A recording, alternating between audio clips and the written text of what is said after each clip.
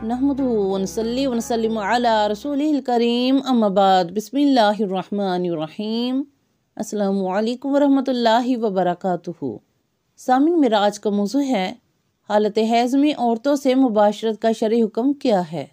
सामिन, अल्लाह सुब्हानहु व तआला ने मर्दों पर बीवियों से हालत हैज़ में हम बिस्तरी करना हराम की है और कुरान मजीद में हुर्मत की इल्लत भी बयान की है और हैज़ को गंदगी बयान फरमाया है। अरशाद बारी ताला है, वयसअलूनका अनिल महीद कुल हुवा अज़न फ़अतज़िलुन निसाअ फ़िल महीद वला तक़रबूहुन्ना हत्ता यतहुर्न व इज़ा ततहरन फ़अतूहुन्ना मिन हैसु अमरकुमुल्लाह इन्नल्लाहा युहिब्बुत तव्वाबीन व युहिब्बुल मुतत्वाहिरीन। ऐ पैगंबर, वो लोग आपसे हैज़ का हुक्म पूछते हैं, आप फरमा दीजिए कि वो गंदगी है, बस अलग रहो औरतों से हैज़ के दौरान और उनके करीब मत जाओ यहाँ तक कि वो पाक हो जाएं। जब वो खूब अच्छी तरह पाक हो जाएं, बस जाओ उनके पास जहाँ से अल्लाह ताला ने तुम्हें हुक्म दिया है। बेशक अल्लाह ताला पसंद करता है तौबा करने वालों को और पसंद करता है तहारत हासिल करने वालों को। बेशक सामिन, इस आयत की वजाहत हज़रत अनस रज़ियल्लाहु तआला अन्हु की इस रवायत से होती है कि जिसमें वो बयान करते हैं कि यहूदियों में जब कोई औरत हाइज़ा होती तो उससे इस कदर नफरत करते कि ना ही उसको अपने साथ खिलाते थे और ना ही अपने घरों में रखते थे, लेकिन बरखिलाफ इसके ईसाई हैज़ की हालत में औरत से जमा कर लेते थे। तो सामिन, अफरात व तफरीद के उस दौर में सहाबा इकराम को हैज़ के मुतालिक अहकाम इलाही की ज़रूरत महसूस हुई। चनाचे उन्होंने नबी करीम अलैहिस्सलाम से इस मसले के मुतालिक दरियाफ्त किया तो इसी सवाल के जवाब में अल्लाह रब्बुल इज़्ज़त ने इरशाद फरमाया, वयसअलूनका अनिल महीद, क्या पैगंबर ये लोग आपसे हैज़ के मुतालिक सवाल करते हैं कि आया इन अय्याम में औरतों के पास जाना चाहिए या नहीं, या उनसे क़ता तअल्लुक़ कर लेना चाहिए। इसके जवाब में अल्लाह रब्बुल इज़्ज़त ने फरमाया, कुल हुवा अज़न, क्या पैगंबर आप फरमा दीजिए कि हैज़ नजासत है, वअतज़िलुन निसा फ़िल महीद, इसलिए अय्याम हैज़ में औरतों से अलहदा रहो। सामिन, लिहाजा इस हालत में औरत से परहेज़ करना चाहिए। अलबत्ता यहूदियों की तरह यह भी नहीं होना चाहिए कि औरत को बिल्कुल ही घर से अलग कर दिया जाए कि किसी चीज़ को हाथ भी न लगा सके। इस्लाम में ऐसा नहीं है। तो सामिन, नबी करीम अलैहिस्सलाम ने इस आयत की तफसीर में इरशाद फरमाया, जमा ना करो, बाकी मामलात में औरतों के साथ मशकूर रहो। सामिन, यानी कि आप सल्लल्लाहु अलैहि वसल्लम ने फरमाया कि इस आयत में औरतों से अलहदा रहने का मतलब ये है कि उनसे मुबाशरत ना करो। इसके अलावा औरतें खाना पका सकती है, तुम उनके साथ बैठकर खा सकते हो, दीगर खिदमात ले सकते हो, ताहम नाफ से घुटने तक के हिस्से को ना हाथ लगा सकते हो ना ही देख सकते हो। हदीस शरीफ में आता है कि हैज़ की हालत में उम्मुल मोमिनीन नबी करीम अलैहिस्सलाम का सर मुबारक धो डालती थी। सुभान अल्लाह। सामिन, हदीस मुबारक में है, हज़रत अबू हुरैरा रज़ियल्लाहु तआला अन्हु से रवायत है कि नबी करीम अलैहिस्सलाम ने इरशाद फरमाया कि जिसने हैज़ वाली औरत से कुर्बत की या औरत की दुबर में दखूल किया या कहन के पास किया और उसकी बात की तस्दीक की तो वो इस तालीम से बरी हो गया जो अल्लाह ताला ने मोहम्मद मुस्तफ़ा सल्लल्लाहु अलैहि वसल्लम पर नाज़िल फरमाई। सामिन, बाज़ रवायात में ये अल्फाज आते हैं कि उसने शरीयत मोहम्मदिया सल्लल्लाहु अलैहि वसल्लम का इनकार किया। अस्तग़फिरुल्लाह। सामिन, इसलिए हालत हैज़ में बीवी से मुबाशरत करना हराम है। अगर कोई शख्स किसी फेल की हुर्मत के बारे में जान लेने के बावजूद उसको जायज़ समझकर करता है तो वह मुर्तकबे कुफ्र है। अस्तग़फिरुल्लाह।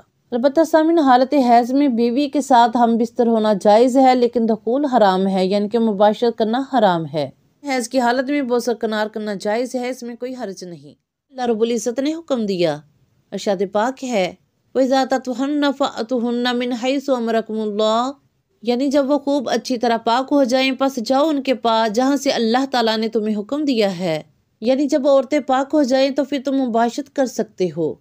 बेशक अल्लाह ताला पसंद करता है तौबा करने वालों को और पसंद करता है तहारत हासिल करने वालों को। बेशक सामिन, अल्लाह रब्बुल इज़्ज़त ने कुरान पाक में औरत को बामंज़िला खेती के तशबीह देते हुए इरशाद फरमाया, निसाउकुम हर्सुल लकुम, कि औरतें तुम्हारे लिए बामंज़िला खेती है, बस जाओ अपनी खेती में जिस तरह चाहो।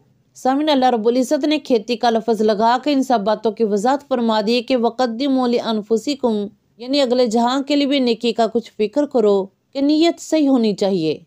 यानी मुबाशरत से मकसूद महज शहवत रानी ही न हो कि इसका असल मकसद औलाद की पैदाइश होना चाहिए कि अगर औलाद सालिह हुई तो वह तुम्हारे पीछे सदका जारिया होगी, तो तुम्हारे लिए दुआ करेगी, जो तुम्हारे लिए ज़ख़ीरा या आखिरत होगा। सुभान अल्लाह। बेशक और अल्लाह ताला से डरो, कहीं उसके हुक्म की खिलाफ वर्जी न कर बैठना।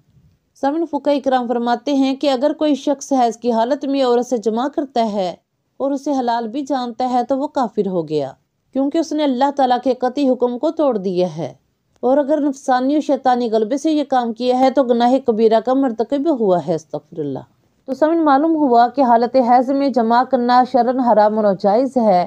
اگر زوجین کی رضامندی سے اس گناہ کا ارتکاب ہوا ہے تو دونوں ہی گناہ گار ہوئے، دونوں ہی استغفار کریں، اور بہتر یہ ہے کہ اس کے بعد کچھ صدقہ کر دیں تاکہ نیکی سے گناہ دھل جائے۔ سامعین، حالت حیض میں جماع کا کفارہ کہ صحیح حدیث مبارکہ میں ہے، حضرت ابن عباس رضی اللہ تعالیٰ عنہ بیان کرتے ہیں کہ رسول اللہ صلی اللہ علیہ وسلم نے ارشاد فرمایا، جو شخص بھی حائضہ عورت سے ہم بستری کر لے وہ 1 یا آدھا دینار صدقہ کرے۔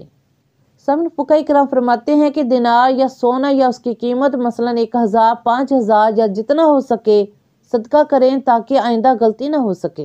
اور سامعین، مسئلہ ہے کہ اگر شوہر اور بیوی کو ماہواری کا علم نہیں تھا اور شوہر نے ہم بستری کر لی تو اس میں دونوں ہی گناہ گار نہ ہوں گے، اور اگر کسی ایک کو بھی علم ہونے کے باوجود اس نے ایسا کیا تو وہ گناہ کبیرہ کا مرتکب ہوا۔